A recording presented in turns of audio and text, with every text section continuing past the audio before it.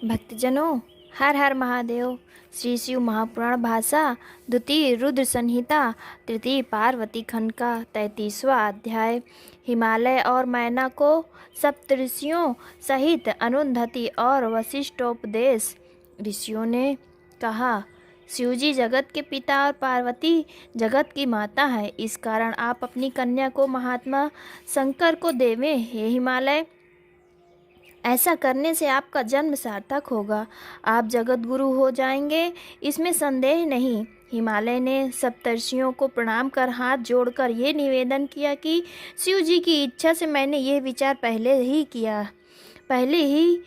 किया, परंतु अभी थोड़े ही दिन हुए कि एक वैष्णव ब्राह्मण ने आकर शिव जी की बड़ी निंदा की है, जिससे पार्वती की माता ज्ञान भ्रष्ट हो गई। अब वो अपनी कन्या का विवाह योगी शिव से नहीं करना चाहती। इसी से अभी ही वो कोप भवन में चली गई हैं। ऐसा कहकर हिमालय मौन हो गए।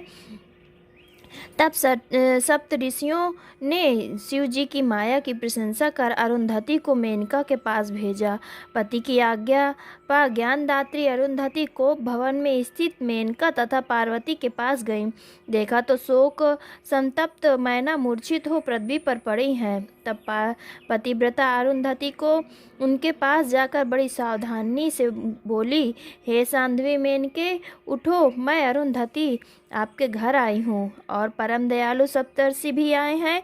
फिर तो मेनका अरुंधति की बात सुनकर शीघ्र से उठी और उन्होंने लक्ष्मी के समान जानकर प्रणाम किया तथा इस प्रकार बोली, अहो भाग्य मेरे, आज हमारा पुण्य सफल हुआ। जो जगत के विधाता वशिष्ठ जी की धर्म पत्नी मेरे यहाँ आई है। देवी, कहिए आप किस लिए आई हैं? मैं आपकी दासी के समान हूँ, मुझ पर कृपा कीजिए। जब मैना ने ऐसा कहा तब उससे बहुत कुछ समझाकर अरुंधति जी सप्तर्षियों के पास चली आई।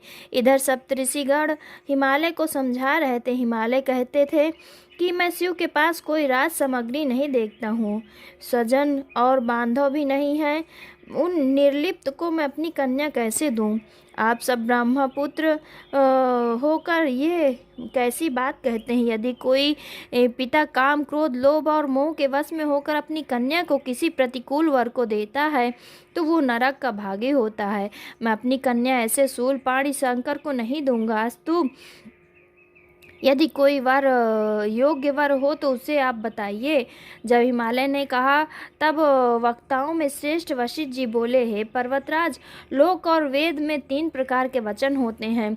एक तो सर्वज्ञ से, दूसरा ज्ञान से और तीसरा श्रवण से। इनमें से कोई जो तुम कहो उसे मैं कहूँ। देवताओं के स्वामी शंकर रजोगुण से ही विहीन है, परंतु तत्व ज्ञान में उनसे बढ़कर कोई नहीं। वे ज्ञान के अधिपति हैं। फिर गुणमयी वस्तुओं में उनका क्या इच्छा हो सकती है? गृहस्थ अपनी कन्या को राज संपत्ति वालों को देते हैं। दुखी को कन्या देने से वो पिता कन्या धाती होता है। कौन कहता है कि शंकर जी दुखी हैं? जिनके कुबेर जैसे सेवक हैं, जो अपने भ्रू विलास से सृष्टि का सृजन, पालन और संहार करने में सामर्थ हैं, जो निर्गुण परमात्मा और प्रकृति से परे हैं। ब्रह्मा, विष्णु और हर नाम से उन्हीं से वही उत्पत्ति, पालन और संहार करता है। ब्रह्मलोक में और विष्णु शीर छागर तथा हर कैलाश में है। ये सब शंकर जी की ही प्रभूति हैं। जैसे कि ब्रह्मा की स्त्री सरस्वती, विष्णु की लक्ष्मी, वैसे ही देवताओं के तेज से पार्वती जी, जो आपकी स्त्री मैना के उदर से उत्पन्न हुई हैं, वो सर्वदा ही शिव की स्त्री रही हैं। प्रत्येक कल्प में ज्ञानियों की जननी बुद्धि रूपणी है। इस सती को तथा चिता की भस्म के सिवाय शंकर जी के दूसरा कोई धारण नहीं कर सकता। इसे अपनी इच्छा से ही इस कन्या को शंकर जी को दे दो। यदि तुम न दोगे तो वो स्वयं अपने पति के स्थान में चली जाएंगी। उनकी प्रार्थना से ही शंकर भगवान पार्वती को तुमसे मांगते हैं। अब उसी प्रकार तुम प्रार्थना करने के लिए शंकर शंकर भगवान ने हम लोगों को यहाँ भेजा है। अरुंधति भी इसीलिए आई हैं और मैना के पास गई हैं। वे हिमालय राज ऐसा करने से हे हिमालय राज, ऐसा करने से तुमको महान आनंद की प्राप्ति होगी। हे शैल, यदि तुम स्वेच्छा से पार्वती को न दोगे तो होनहार के बल से यहाँ विवाह होगा, क्योंकि पार्वती के कठिन तप करने से शंकर जी ने उसे वर दिया है। ईश्वर की प्रतिज्ञा विपरीत नहीं होती है महेंद्र। एक ही महेंद्र ने तो सभी पर्वतों के पंख काट डाले थे, और यहाँ तो पार्वती ने अपनी लीला से मेरु का भी श्रृंग भंग कर दिया है। हे गिरिराज, एक के लिए त्याग कर सब संपत्ति का नाश नहीं करना चाहिए। कुल के लिए एक का त्याग कर दो, ये प्राचीन श्रुति है। अनरण्य राजा ने ब्राह्मण के लिए अपनी कन्या देकर उसके भय से अपनी संपत्ति बचा ली थी। तुम भी शिव जी को अपनी कन्या देकर अपनी बंधुओं की रक्षा करो, इससे सब देवता भी तुम्हारे वशवर्ती रहेंगे। यह सुन हिमालय दुखी हो वशिष्ठ जी से राजा अनरण्य की कथा पूछने लगे। तिथि पार्वती खंड का 33वां अध्याय समाप्त। 34वां अध्याय राजा अनरण्य की कथा।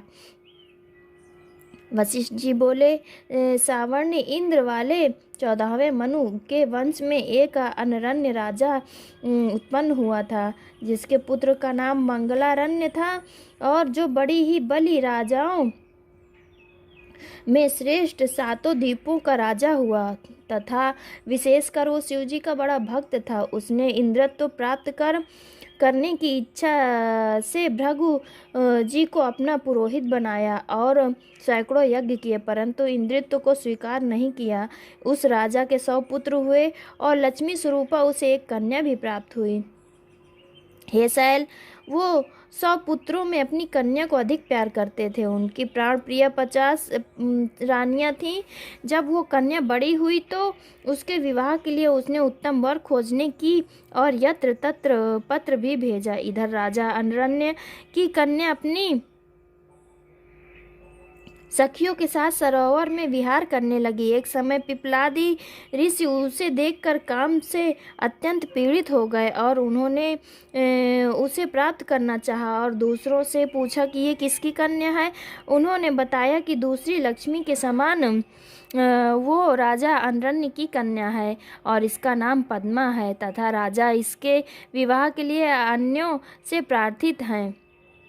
यह सुन पिपलादी ऋषि को बड़ा क्षोभ हुआ और वे उसको प्राप्त करने के लिए और भी उत्सुक हुए। वे अपने इष्ट देव शंकर जी के पूजा कर कामवश उस कन्या को प्राप्त करने के लिए राजा अनरण्य की सभा में गए और राजा से कहा कि तुम अपनी इस कन्या को मुझे दे दो, अन्यथा मैं क्षण भर में सबको भस्म कर दूंगा।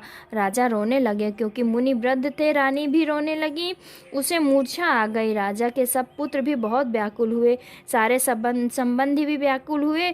तब राजा के पुरोहित ने राजा के पास जाकर उन्हें बहुत समझाया और कहा, हे राजन, तुम उत्तम बुद्धि का पालन करो। आज या वर्ष दिन में तुम किसी सुपात्र या दूसरे किसी को ये कन्या अवश्य ही दोगे। फिर हमारे जैसे सत्पात्र ब्राह्मण और एक मुनि को क्यों नहीं देते हो? इसमें तुम्हारे संपत्ति की रक्षा हो जाएगी। फिर मैं तुम्हारे शरणागत हूँ। राजा रोने लगे, परंतु पुरोहित की बात उनके मन में बैठ गई और उन्होंने अलंकार युक्त उस कन्या को मुनि के हवाले किया। पद्मा से विवाह कर मुनिराज अपने घर आए, परंतु वृद्ध ब्राह्मण को कन्या देने से जो राजा के मन में ग्लानि पैदा हुई, वो घर बार छोड़कर तप करने के लिए वन चले गए। राजा के चले जाने पर पुत्री और पति के शोक में उनकी पतिव्रता पत्नी ने अपना प्राण त्याग दिया। उनके पुत्र, भ्रातृ तथा और भी कितने मनुष्य श्वास लेकर अपने प्राण विसर्जन कर दिए। चारों ओर शोक का साम्राज्य फैल गया। उधर राजा अनरण्य वन में जाकर शिव जी की तपस्या करते हुए स्वर्गगामी हुए। तब उनका ज्येष्ठ पुत्र कीर्तिमान राजा हुआ। इसलिए हे शैलराज, तुम भी अपनी कन्या को शिव जी के लिए देकर अपने कुल की रक्षा करो। तिथि पार्वती खंड का 24वां अध्याय समाप्त। भक्तजनों, हर हर महादेव। 35वां अध्याय।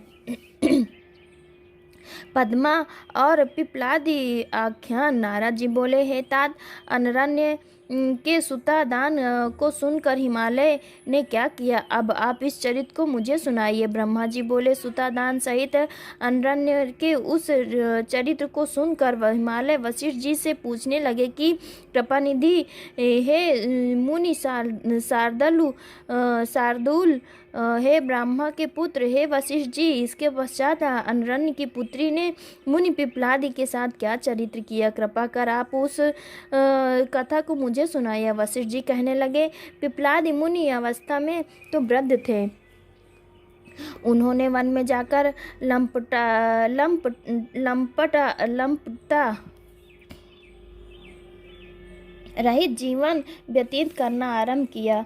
अनरण्य की पुत्री उनकी उसी प्रकार सेवा करने लगी जिस प्रकार लक्ष्मी जी विष्णु जी की सेवा करती हैं। उसने मन, क्रम, वाणी और से ऋषि की सेवा की। एक समय जब वो परम पति परायण पद्मा मंदाकिनी स्नान करने गई थी तो नूतन अवस्था वाले धर्म ने उसे देखकर जो कि सब अलंकारों से युक्त अपने रथ पर बैठा हुआ कहीं जा रहा था, तब उस मुनि की स्त्री के अंतर्भाव को जानने के लिए उसने कहा कि हे राजाओं के योग्य मनोहारिणी युवती और कामनी जरातुर पिपलाद की पत्नी होकर तुम कदापि शोभनीय नहीं हो।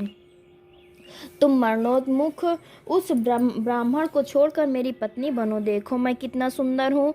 मेरे साथ निर्जन वनों, रमणीय पर्वतों और नदी के तटादि रमणीय स्थानों में विहार कर अपना जन्म सार्थक करो। वशिष्ठ जी कहते हैं, जब ऐसा कहकर धर्म रथ से उतरकर उसका हाथ पकड़ने चला तो उस पतिव्रता ने कहा, हे नरधम दूर हो जा तू बड़ा पापिष्ट है। यदि फिर तूने मुझे काम दृष्टि से देखा तो शीघ्र ही भस्म हो जाएगा।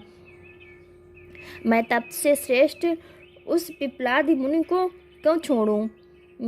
तेरी तरह वे रति लंपट तो नहीं है। स्त्री के वशीभूत रहने वाला तो पापी है। जो मनुष्य स्त्री के वशीभूत है वो कितना भी सदाचारी हो वो निंदनीय है।